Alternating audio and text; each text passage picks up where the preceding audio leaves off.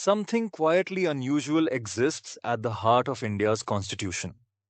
While the President of India is limited by convention to 2 terms, the Prime Minister, the person who actually wields executive power, faces no term limit whatsoever. None.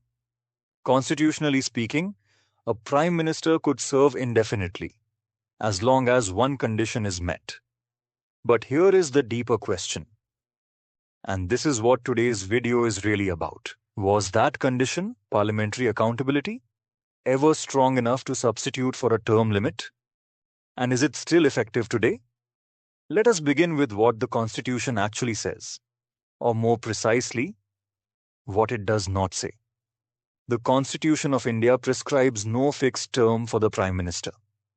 There is no article that says 2 terms or 10 years. The Prime Minister continues in office for one reason only, as long as they enjoy the confidence of the Lok Sabha. This was a deliberate design choice. The Constituent Assembly, working between 1946 and 1949, looked carefully at the Westminster parliamentary model of Britain. In that model, no Prime Minister has a fixed term. Instead, they can be removed at any time, by Parliament or even by their own party. The reasoning was elegant. If Parliament can remove a leader at any moment, why do you need a fixed time limit? This brings us to a critical moment in Indian constitutional history. In November 1948, Dr. B.R. Ambedkar introduced the draft constitution to the Constituent Assembly. In that speech, he drew a clear distinction between 2 types of accountability.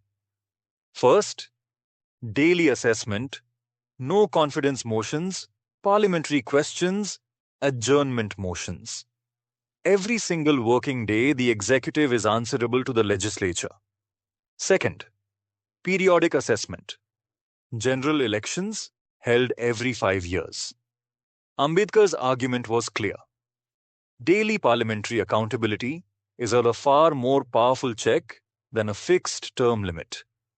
A term limit removes a leader only once every few years. Parliamentary accountability can act at any time. This argument was sound, but it rested on one assumption: that Parliament would actually be free to exercise that check. But this raises an important question. What happens when legislators are not free to vote against the government? In 1985, Parliament passed the 52nd Constitutional Amendment, introducing the 10th schedule to the Constitution. This is what we commonly call the Anti-Defection Law. Under this provision, if any member of Parliament votes against the direction of their party, including on a confidence motion, they face disqualification from the House. The Supreme Court examined this law in 1992 in the landmark case of Kihoto Holohan versus Zakilhu and upheld its constitutionality, framing it as a protection of the electoral mandate. But consider the practical consequence. The mechanism Ambedkar described, the no confidence motion as a rolling check on executive power, now becomes largely ineffective whenever the ruling party holds a working majority. An MP who wants to vote against the government on a confidence motion risks losing their seat. That is not a small deterrent. However, the deeper issue lies here, in an additional constitutional provision that is often overlooked. The Constitution allows the Prime Minister to be a member of either the Lok Sabha or the Rajya Sabha. In 2003, an amendment to the Representation of the People Act removed the domicile requirement for Rajya Sabha members. This was upheld by the Supreme Court in Kuldeep Nayar versus Union of India, 2006. What this means in practice is that a political leader can bypass a direct popular election in their home state, be nominated to the Rajya Sabha from a different state, and still hold the highest executive office in the country. This creates at least the possibility of a Prime Minister who has not faced direct electoral accountability in their home state, and yet continues to govern. This is an important constitutional detail for both prelims and mains aspirants to note carefully.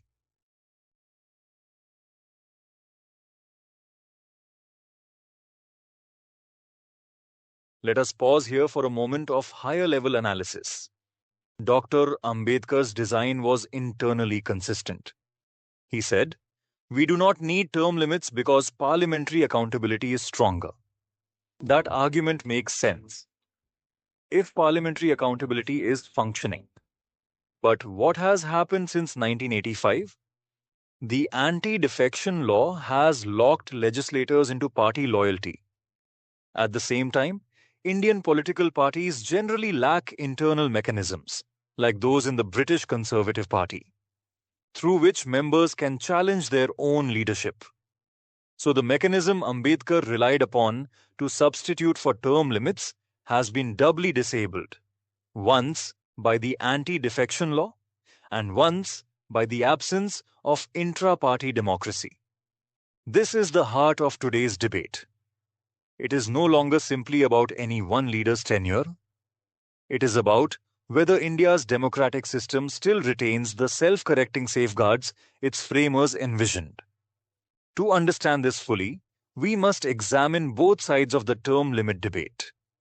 Let us now look at the structured arguments, beginning with those who favor introducing term limits. First, the presidential analogy. Article 57 of the Constitution allows the president to be re-elected. Yet by convention, no president has served more than 2 terms. If we limit the ceremonial head by convention, why not constitutionally limit the office that wields actual power? Second, global precedents. Nelson Mandela voluntarily stepped down after a single 5-year term. Mexico restricts its president to a single 6-year term. These examples demonstrate that term limits are both practical and, in the view of their advocates, healthy for democracy. Third, preventing power concentration. Extended incumbency can concentrate decision-making in the Prime Minister's office, weakening collective cabinet responsibility. Now the counter-arguments, which are equally serious. Restricts voter choice. A term limit removes from voters the option of re-electing a leader they consider effective. The electorate, in a democracy, should be the ultimate judge, not suited to parliamentary systems. In a parliamentary democracy, the Prime Minister governs only with the ongoing confidence of the House. Fixed limits are arguably less necessary in such a design. Risk of lame duck leadership. In a final term, a leader's authority may weaken as political attention shifts to the succession. Both sides represent legitimate constitutional perspectives. The debate is live and ongoing. Beyond the binary question of term limits, scholars and committees have proposed a range of institutional reforms to strengthen accountability. First, amending the Anti-Defection Law.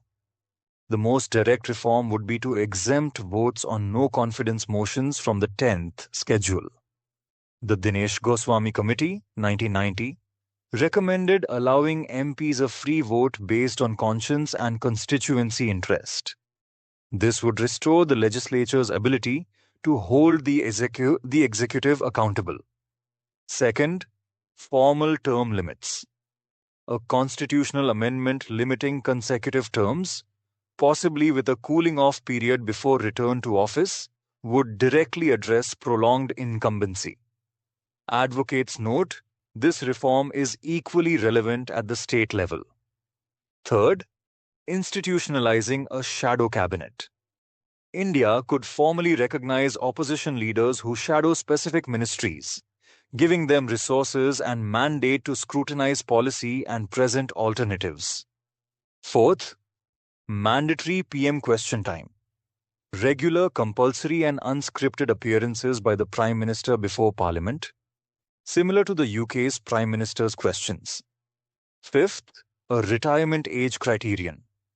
Establishing a mandatory retirement age, say 70 to 75 years, for executive political office could organically ensure generational leadership transitions.